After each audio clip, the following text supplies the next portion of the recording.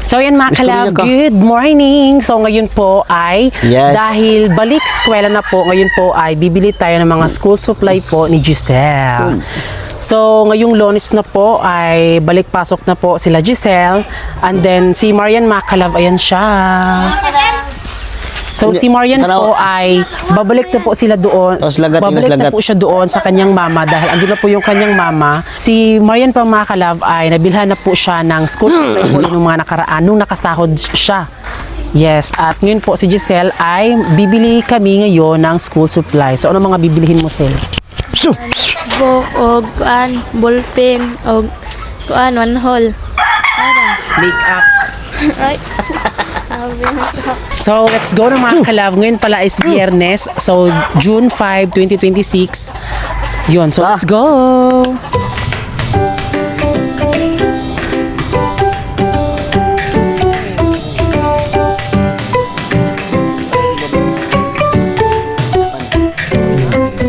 So, andito kami ngayon sa Novo. At dito kami bibili kasi feeling ko parang medyo mas mura po dito mga kalab. Lahi man siya mga kalab. Iba yung mga notebook nila dito mga kalab. Mga ganito. Ayoko ng ganito mga kalab. Lahi dito. Na 23 na noon. 23 na dito sa kuan. Dito lang ito. 20 ra. Mag-20 ra ito. Mahal pala dito mga kalab. 23 niya. Doon is by 20. May labo-labo. Ha? Labo-labo. Labo-labo. Labo-labo. Labo-labo. Ayun, marini na yan. So dahil medyo walang mga notebook dito, try natin maghanap ng baunan po ni Giselle. Pag nag-school siya kasi tuwing every lunch mga kalab, hindi na siya umuwi. Dapat magbaon siya para makatipid din sa pamasahe. Nga pa, black ka ng black pa po muna eh. Parang mas beto oh. Ay. Si Giselle kasi is ano lang, medyo onti lang po yung kain niya. Yung bang, hindi siya dakong kaon ba? Gamay na siya kinanaan. Dako mo na siguro. Ngita na may gamay na eh. Ang bata naman kaayo, hindi man nakalakas makadalaga. Kani, gamay-gamay. Pindot mo. May ito, may napilay kuhan. Pangita og sa imong kuan. Baunanan. May mga ingani. Sabi ni, dapat gusto ko makakalab yung malaki yung lalagyan sa Gani oh. Gas. Gusto kag ko ano? No? Gamay na may mabot na ng pagkaunid kanon. Gusto ko yung ganito makakalab pero dapat medyo malaki siya. Yun bang walang harang? Saman ka na mong bet? Ano? Ito daw.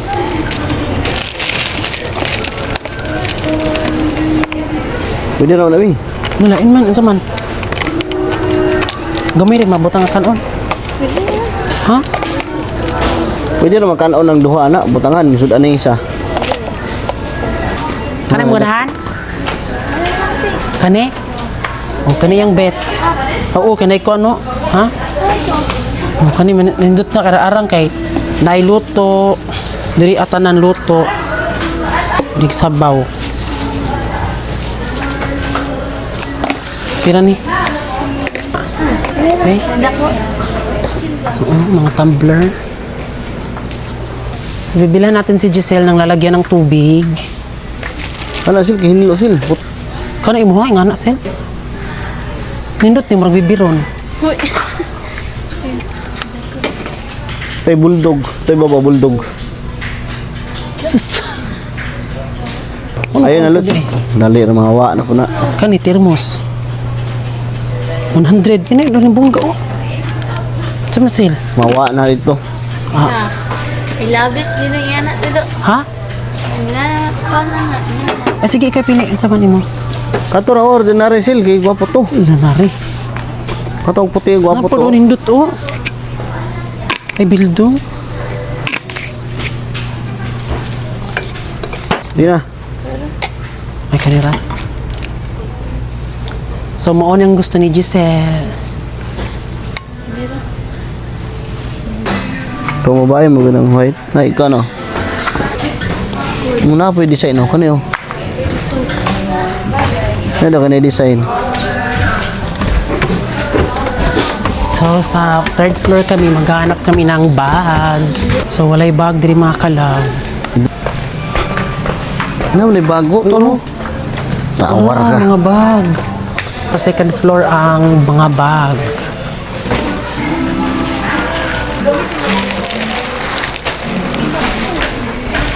Ba?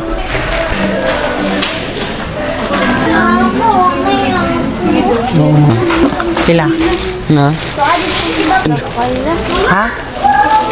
Giselle? Turo mo na kay imong notebook ni mo. Di mo na yung dako kayo. O, napaibutangan sa likod. Mura mo nagsiya sa katong TikTok, no? Dagan may bulsa. Diba? So, maghanap kami sa iba, ha? Dahil walang bet doon si Giselle sa bag. So, siya kasi yung pipili mga kalab para magustuhan niya naman din. So, ayan, nakabili kami ng baonan ni Giselle. Ngayon po, is pupunta tayo doon sa harap po ng Watson.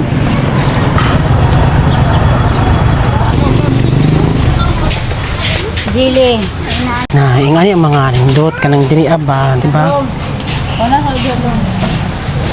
Hindi ka ganag mo yung anisel. Okay. Ha? 10 kabuok pila man eh. Dirita. Ano saan na yung mga ko? Ay nga niya, saan pang grade? Grade 1? Unsa? Ay, grade 3. Ay, grade. Wala yung minuto ano bago. Yung ani mo, Sel? Nara dili ang mga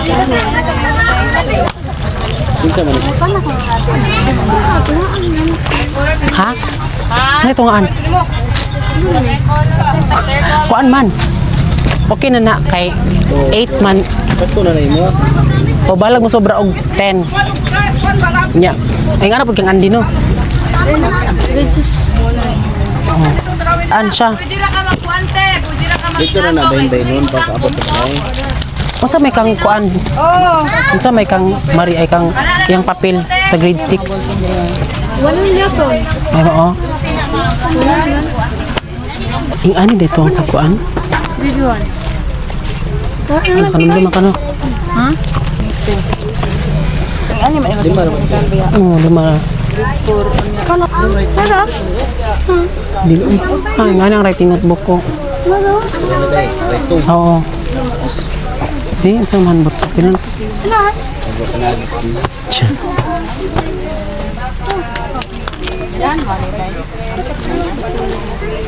Ay, nay. Kuan o.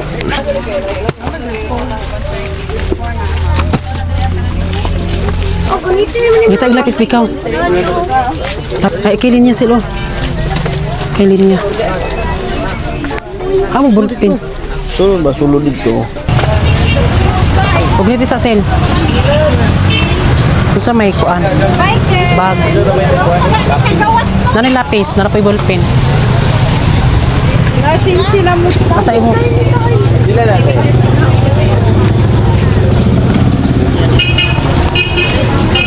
Kana imo? Kana imong gusto? Sure na? Pila na siya?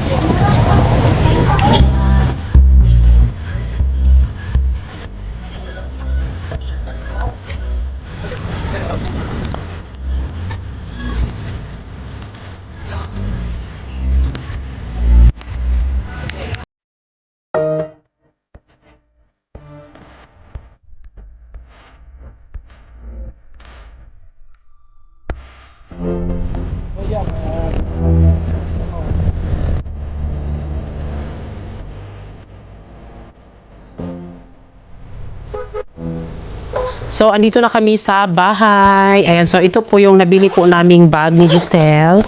Ito siya. So, siya yung pinapili namin. Meron kaming bet doon, mga kalab, pero useless lang yung bet namin if hindi niya naman bet, diba? So, dahil siya yung papasok, siya na yung pinabili mga kalab, pinapili. Kaya ngayon, ipakita ko muna sa inyo yung kay Giselle po. So, binilan ko si Giselle ng yellow pad. Ayan. Tapos tablet. Tapos dalawang malaking notebook. Tapos eto kay Giselle, isang bundle siya mga ka-love. Then meron siyang ball pen at pencil. Ay, kana din ako. Then si Marian, di na namin siya nabilhan dahil binilhan na po ni Ate Geraldine si So buti na lang talaga na sobrang mura lang po ng ano. Meron talagang panahon mga ka-love no, na medyo walang-wala tayo ganyan, pero syempre yung pinag-ipunan po namin na pera mga ka-love, hindi talaga namin doon yung dapat galawin. Yun. 1, 2, 3, 4, 5, 6, 7, 8. At ito po yung kay Giselle eraser. Tapos meron din pong ano si Maria, si Giselle, baunanan niya. O, sa tubigan, tapos baunanan. Ito siya. At eto, slipper ni Giselle. Sabi ko sa kanya na dapat yung bilhin niya, yung pang, pwede siya pang sa school, pero ayaw niya mga ka-love, di siya mahilig sa mga ganong pang girly-girly. O, ayan. So, yun lang mga ka-love. Uuwi na si Marian. Sa kanila mga ka-love kasi papasok na sila ngayong Lunes. Ayan. So, ayan, gabi na po at eto po yung uniform po ni Giselle. So, dalawa po yung kanyang uniform at ito ay ipaplansya ko ito mga ka-love para ready na siya for Monday. Di ba okay pa siya mga ka-love? Yun nga lang actually yung ano po nila mga ka-love is Monday, Tuesday, Wednesday, Monday, Tuesday uniform, then Wednesday ay jogging pant, ay yung PE na uniform.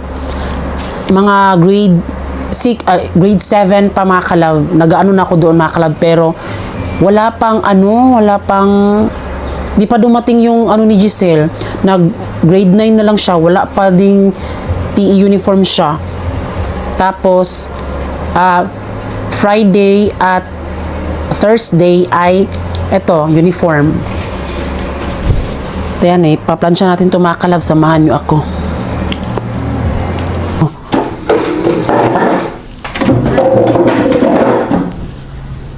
Uy, ano na gamay na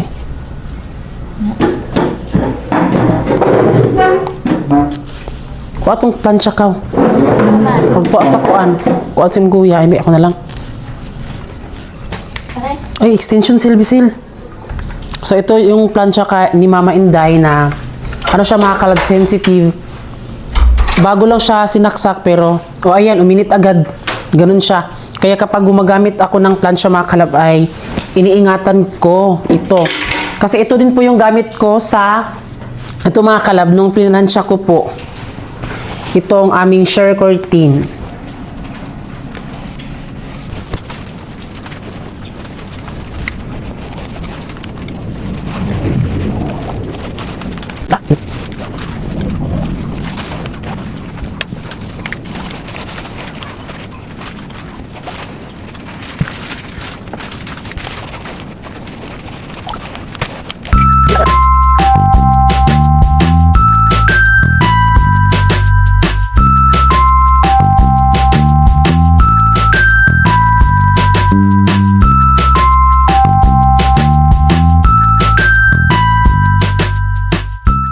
So, ayun mga ka-love, meron po akong nabiling mga top sa TikTok.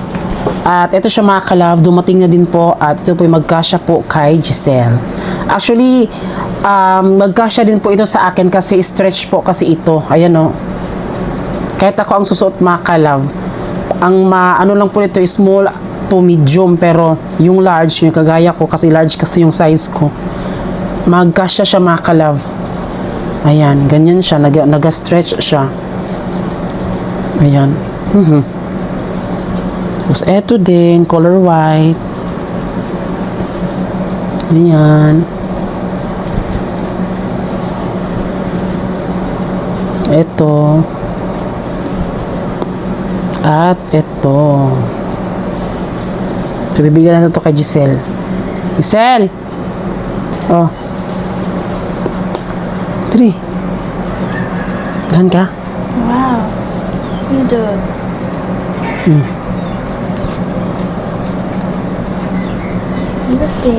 Ito pa mga kalab, oh.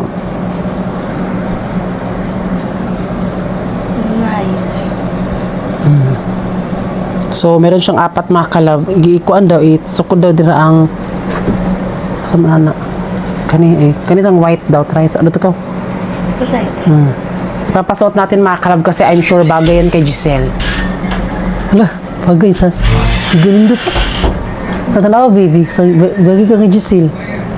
Bagay na sa ako. Ayan, bagay kay Giselle mga kalab. Diba? Fit na fit sa kanya. Tanawa sa kuan. Sa amin.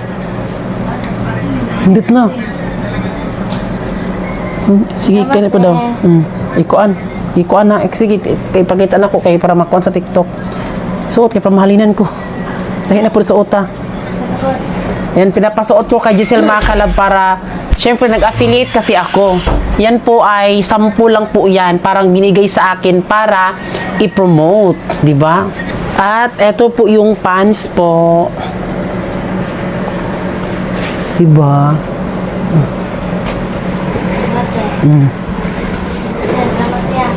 Ayan mga kalab, dahil malapit na po ang pasokan nila Giselle at excited na po si Giselle. Basta i-update ko kayo mga kalab kung kumusta yung first day of school po ni Giselle. I-vlog ko din po at i-check natin yung kanyang mga notebook kung ano ang mga laman, di ba? Kasi syempre, nag-monitor din ako niyan noon mga kalab. Yun din yung ginagawa ko. Tapos kapag may research, syempre tinutulungan ko din po siya. Sana nagustuhan niyo po yung vlog namin ngayon at yun po yung kaganapan sa pagbili po namin ng school supply po ni Giselle. Maraming salamat po sa lahat po ng nanood at sana subaybayan niyo po kami kahit na minsan lang po kami mag-upload, di ba? Kaya yun. So, bye!